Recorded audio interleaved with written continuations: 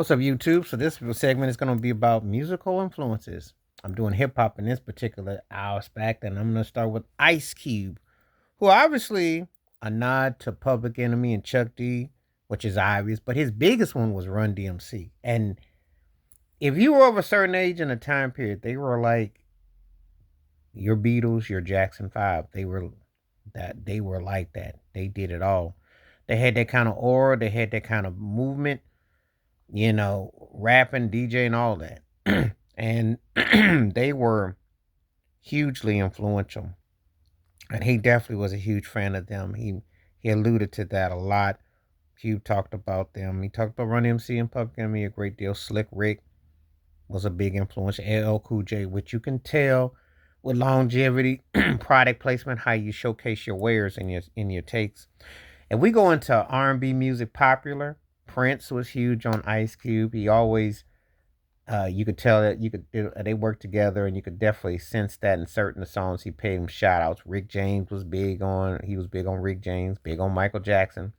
So usually the strong bearers of the sounds, and it was dominant. That's what you could definitely hear with Ice Cube, with the artists that he was influenced by.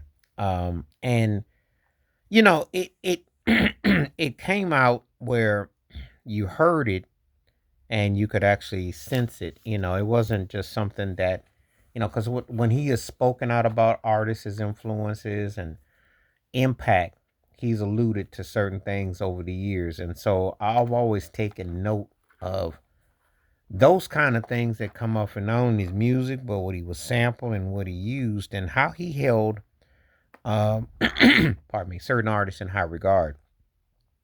And you couldn't, in hip hop, there were certain aspects of artists. They had a street vibe, and you could tell the impact they had on what he was doing. I think the Beastie Boys was another one that he would definitely chime into, but he was probably like when Def Jam was out and what was happening on the West Coast, pretty much a lot of stuff that he was into, but you could definitely tell between Public Enemy, Grandmaster Flash, and the Furious Five, and Run DMC on hip hop. Those were his three of his main. And you could tell that. You could tell that. But when I talk about the rawness of what Prince and Rick James was, you could definitely sense that on his that vibe. And then when you talk about that type of versatility he has, that's where that Michael Jackson thing kicks in. So I could sense all of that on him.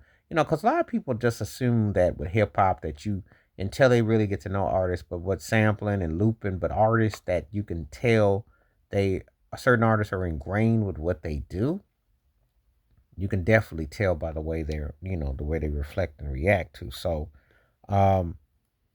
he definitely was an artist that's definitely, it's fascination when you take into it the what represented his work and his aesthetic.